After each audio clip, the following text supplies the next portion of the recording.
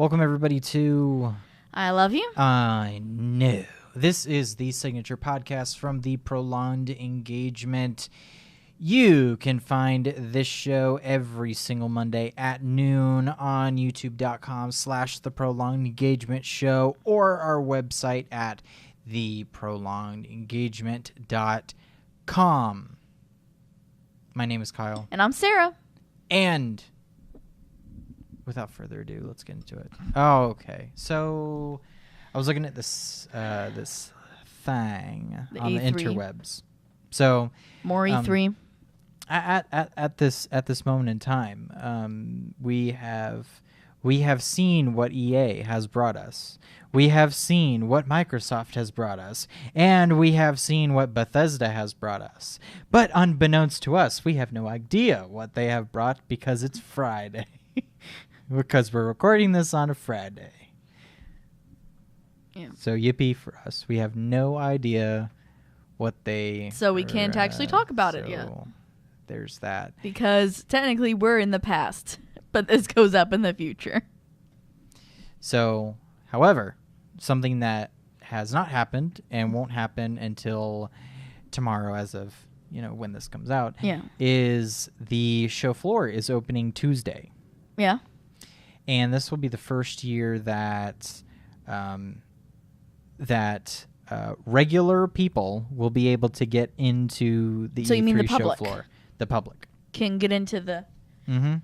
Damn, really? Regular Joe Schmoe. They've never done that before. No, they have not. E3 is more of a marketer-centric type of show where the press comes and they have celebrities around and doing all that crazy shit. But they've never let in just Joe Schmoe into E3 before.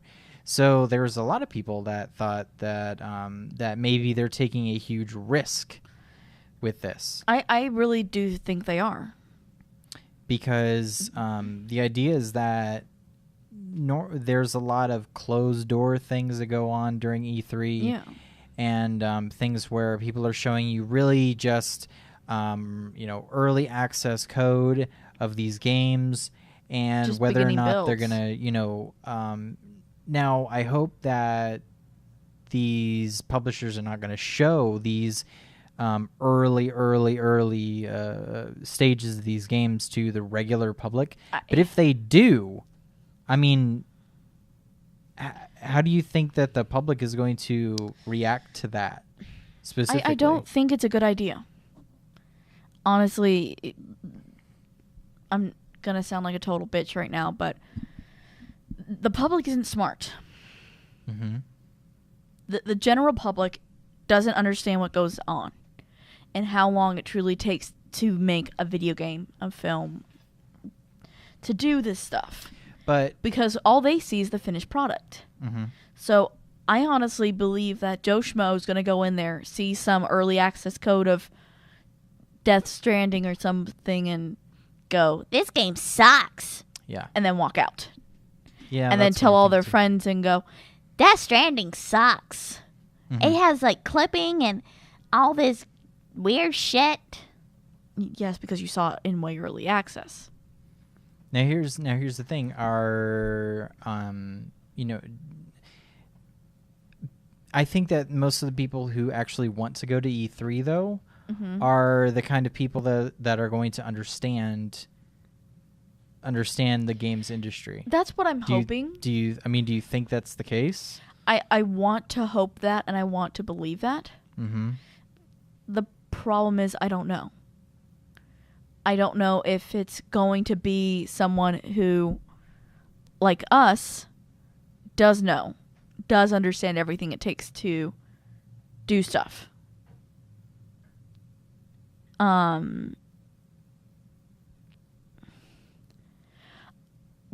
I hope that it is the people who know what's going on and shit, but I don't know if it will be. Yeah. And I don't even know if that's even going to make a huge difference to publishers either. Like, who cares whether or not Joe Schmo walks in, sees a really rudimentary version of The Last of Us Part 2, and says like, oh, Joel fell through the world. Yeah. Because that happened to Uncharted 4 during a demo. Yeah. Live on stage once. So no, wait a minute. No, I'm thinking I don't know what I'm thinking of.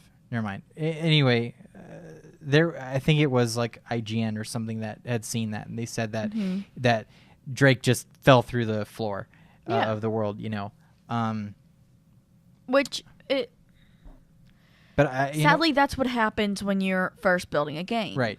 And I think that in the case of an IGN, them sitting there going like, hey, they can say, hey, give these guys a break. This is really early, and don't judge. This is going to get a lot better. And of course, in the case of Uncharted 4, oh my God, it was, of course, didn't have any stupid issues like falling through the world because Naughty Dog makes quality games every single time. But is it really going to make a huge difference if some random guy walks in there and says like, hey, I saw Joel or Ellie fall through the world. If this is exactly how it's going to be when it comes out, and it's shit, and I'm not going to buy it. Like, I think that there's not that many people going to E3 that would actually say that, and I don't think that it makes any difference. Yeah. Whether or not that they say, oh, this game sucks, and they put it out on their Twitter, like, no one gives a flying fuck. That's what I'm thinking, too, is that people don't care. I want to believe that the public in whole who are going to E3 are going to be the public that understand and are going to give it a chance and say, yeah, they had a lot of bugs, there were issues with it, but overall it looks pretty interesting. Yeah. I'm really, really interested to see whether or not people are going to actually get to see the games at E3, because with that many people on the show floor, if anyone's actually going to be able to get to see the games that they came there to see. So especially like I don't even think Take-Two is going to be there. Really? Yeah, I mean they may bring 2K18. Yeah. NBA 2K18 and maybe WWE. But I just don't think that. But nothing else? I'm pretty sure they're not bringing Red Dead. I don't think that they're going to bring Red Dead. And that's what everyone wanted to see was Red Dead. Kojima has already said that they're not bringing Death Stranding to E3. So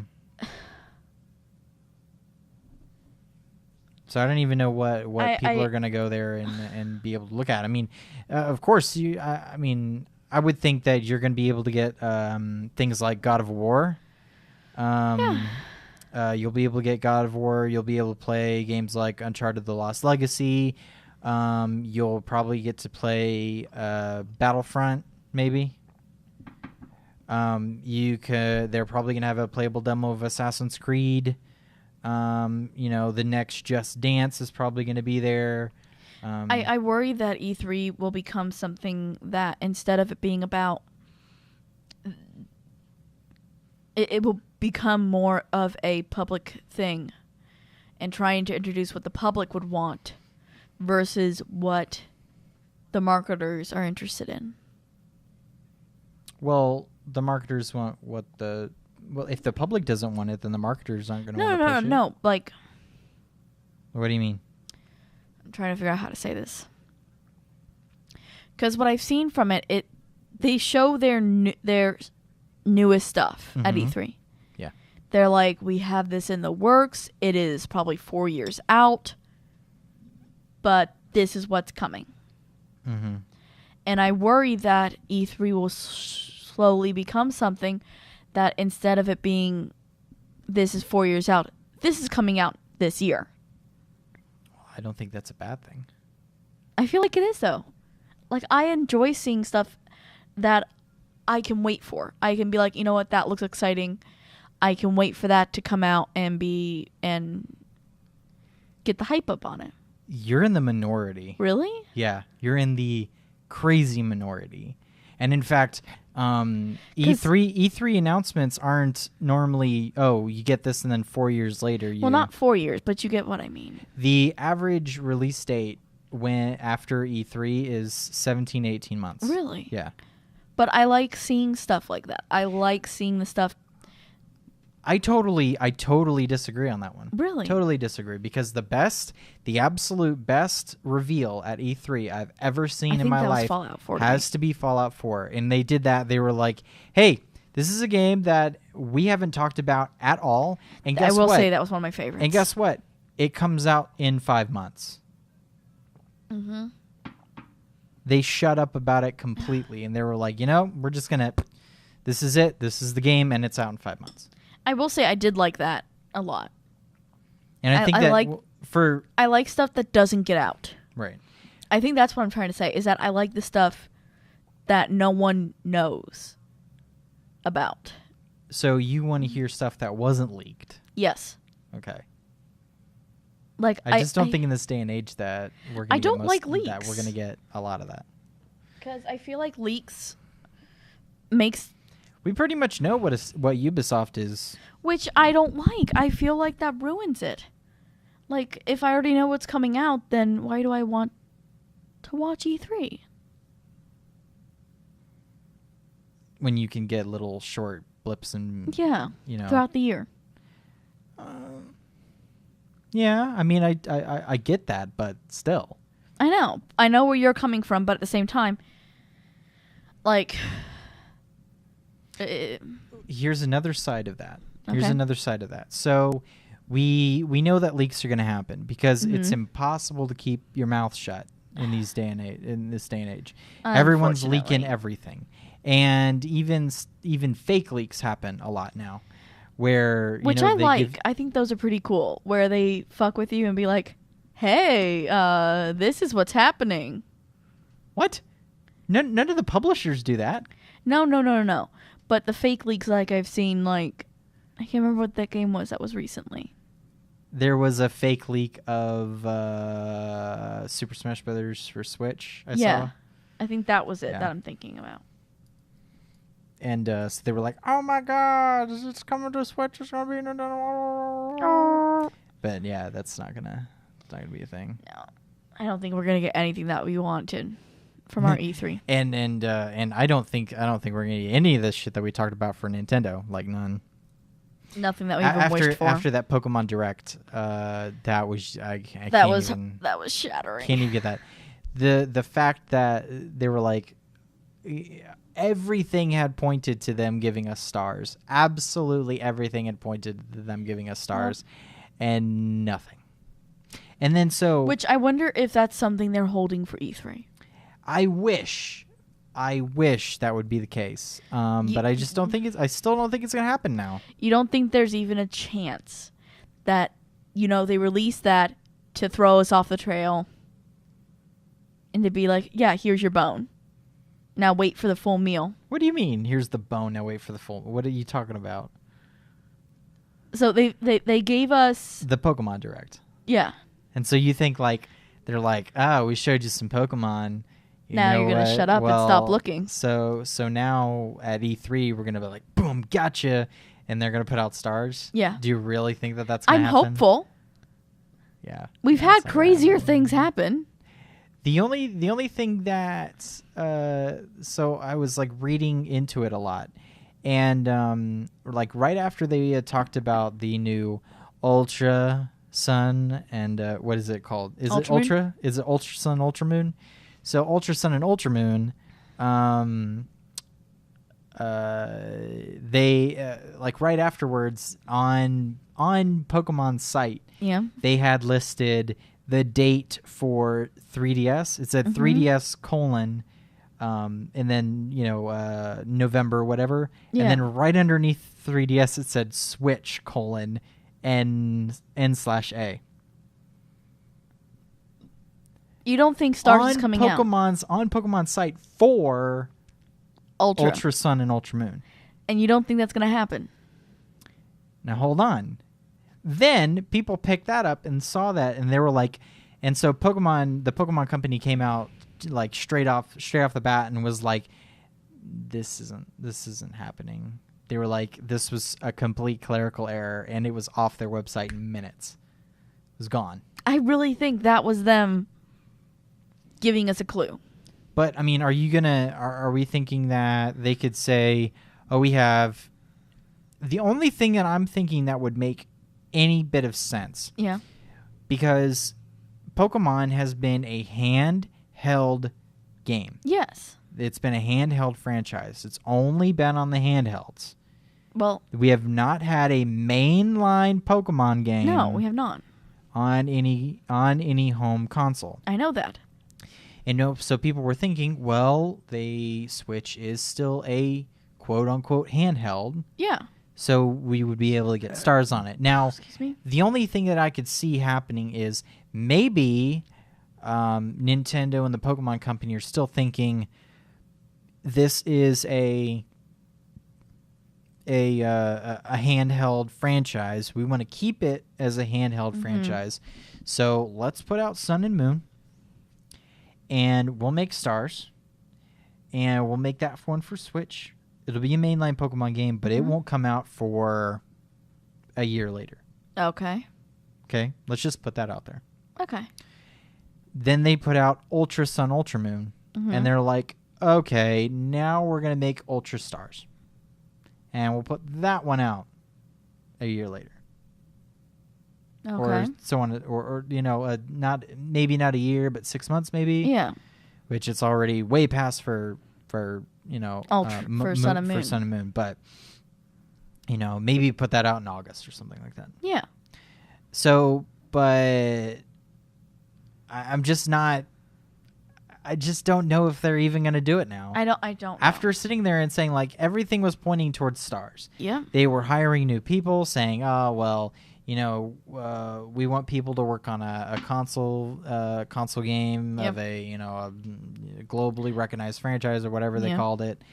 And so we were saying, "Oh, stars, stars, stars, stars, stars," and then they just killed our dreams in one fell swoop, and gave us some shitty Wii U port rather, that no one wanted. Which I wonder if that was them. If Pokemon Stars was the code name for this Tekken-style Pokemon game. But we already had Pokken Tournament. It was already out for Wii U, so they wouldn't call it Pokemon Stars. I don't know. I honestly believe that this is the bone before the full meal. Well, we'll see. Everyone will see tomorrow at 8:30 Pacific time. Bless you. But I fully believe that they're just pulling our leg right now. I guess we'll see. Because that was something that they really did to us during I'm going into the theme park world for a moment with Nintendo. They told us that we weren't getting a Mario Kart ride. Who said? That was. Did anyone come out and say that they weren't going to make a Mario Kart ride? They were like, this isn't something in the works, da-da-da. Mm-hmm. And then we just got released yesterday, I think it was. Mm-hmm. From this video, from where we're making the video. Yeah. Or 2 days ago maybe, it was yesterday, that we are getting a Mario Kart ride. Unlike anyone we've ever seen before. At the new Super Nintendo Nintendo World. In Japan. Yeah, but we're also getting it in Hollywood and in Orlando. Yeah. Although ours isn't. They've now said that we might not get ours for a while. I thought they said 2020 for us. 2020 is now Japan. What? Yeah. They pushed back all the dates. Oh, well, shit. Oh, maybe they're... Well... maybe we'll get 2021, maybe. Maybe. I'm hoping. Maybe they won't, because I thought is what they were going to do is they were going to open up Japan and then see how that did, and then... It wasn't that they're going to see how it did. It's the fact that they want... Because the home of Mario is Japan. Right. So they're opening it there first, because they have to, under contract. And then they're moving it to Hollywood, which is going to be the smallest of the three. So and it may then not. Of course, Orlando. And then Orlando is having the biggest. Yeah. And it will be the best. Oh yeah. Of course it will. Because they're gonna have 2 test subjects before. Well, not just that. It's that they always the Orlando I feel group like the Orlando always gets works a lot harder. The Orlando always gets the best product. They've always given Universal. Yeah, they do the best product for Halloween Horror Nights. For I've actually heard from people that our Potterland is better too. No shit. Of course it would be. I've heard that multiple times from people that our Potterland is better. We don't have any of the issues with motion sickness that people are apparently having over in Hollywood. Yeah. But like stuff like that. You know? Yeah, the Nintendo Land in Orlando is going to be way. It's supposed to be better. huge. Yeah. We're going to get more shops, more rides. And the idea is Kids Land, right? The Kids Zone? There's 2 places that I've heard it might be going in. I mean, if it were me, I'd put it in that back area. Mm-hmm. The one that the 2 rumors about this, what I've heard, is so it's from Animal Actors to the Woody's pizza shop. So that's the front of it. Right. And it's all the way back. Goes all the way back to the original Hard Rock. Mm-hmm. Yeah. So that's huge. Yeah, that's a lot of space, but they'd be getting rid of. They'd be getting rid of Fievel's. They'd be getting rid of Curious George, Barney, E.T. E.T. So, but I don't know if they're going to actually do that. I mean, if they wanted to keep that, yeah, they'd take a Woody Woodpecker too. If they wanted to keep all that, they have space right next to MIB. So the other rumor is, because I've heard 2 rumors about that. So it would be they take out Fear Factor. Why? There's no room there. No, they take out from Diagon Alley all the way over to MIB. That's not big enough. I don't think so either. But that's what I've also heard for the Dark Woods for Harry Potter. Going in there. Now that makes sense. Or Ministry of Magic. That makes sense. Going in there. The other rumor that I heard it going into, quite possibly, which I don't agree with, is the Lost Land in Iowa. Oh, the Lost Continent? Yeah, the Lost Continent. Putting in Nintendo there? Yeah. I don't think that would be a smart idea. I don't think so either. Not to mention it doesn't go along with the theme of Iowa. Yeah, it does actually. Because there's mangas in Japan. Oh, whoopty fucking crap. That's how they're getting around it. Well, so I've heard that rumor. If you guys don't know what we're talking about with that one, it's Islands of Adventure has this thing about every single land has to come from a book. So you have to be going into a book. You have to be going into a story. Whereas most of everything at Universal is going into a movie. Yeah, movie, television. The only other place that I've heard it could be going is T2. There's no room. No, from T2 to Horror Makeup. And get rid of all of Hollywood. Yeah. No. Which I think is a bad idea. They're not going to get rid of Hollywood. No. The other place that I heard was Central Park. Which is a bad idea too. What do you mean? What? Central Park? So from La Bamba, there's no room there. The only room they truly have. Where are you getting those cockamamie ideas? From different people I know who work at Universal. Okay, but they're like, these are the places they're thinking of talking about. I was like, the only place that I fully believe that they could be possibly talking about is the Kids Zone. Yeah. Kids Zone makes perfect sense. It's outdated. No one knows it. Not many people go in there. No. The only reason that I see that being a negative is because of the Steven Spielberg contract. Yeah. And they need to keep E.T. in order to keep Jurassic Park, I think. And Jurassic Park to keep E.T. Yeah. E.T. So they could get rid of Jurassic Park and D2. What? I don't think they would, though, since now Jurassic World's a thing. Mm-hmm. And they've even put in new stuff into the Jurassic Park area. Yeah, finally. Of IOA after years. After Jurassic World came out, they have a new Velociraptor thing. Which is very cool. Yeah, which is pretty cool. I got to do it finally. I'd like to do that with you. No, I'm not waiting in line. It's not a bad wait. Especially not in the heat. It's not a bad wait, honestly. It'll be an even better wait if we do it in like November. Oh, I know. I'll wait. I would want to wait to do it, but it's a lot of fun. It's really super cute and but the best place would be is if they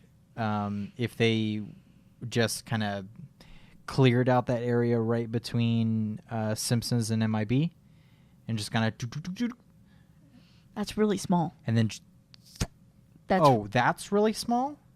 I'm not saying that it's really small. I'm saying it's the fact that if you do that, you remove 3 more houses for Halloween Horror Nights. Those are tents back there. They could just move them. True. Out of the way. That would be a good spot. And I could see that working for but they just built that stupid Coca-Cola thing back. Oh, this is true. They just built that Coca-Cola thing there. They may just take out Kid Zone at that point. Mm-hmm. I mean, because honestly, how many kids know Barney? How many kids know Curious George anymore? How many kids know who Woody Woodpecker is? How many kids know who... I don't know. Well, I mean, in all actuality, the smartest idea would be to get the fuck rid of the Lost Continent. It would be. That would be the smartest idea because the Lost Continent is a steaming pile of dog crap. I feel like it was good when it was originally created with Dragon Challenge. Yeah, every part of... what was it? Dragon Challenge? No, Dragon Challenge. Yeah, no. Yeah, it was Dueling Dragons. Dueling Dragons. And the Flying Unicorn. I feel like it worked then, but I also feel like it was a real jab at Animal Kingdom that we took those 2 rides when they were supposed to have those 2 rides at their park. Yeah. So, our Lost Continent was originally supposed to go to Animal Kingdom. Okay. To what was called the Beastly Kingdom. All right.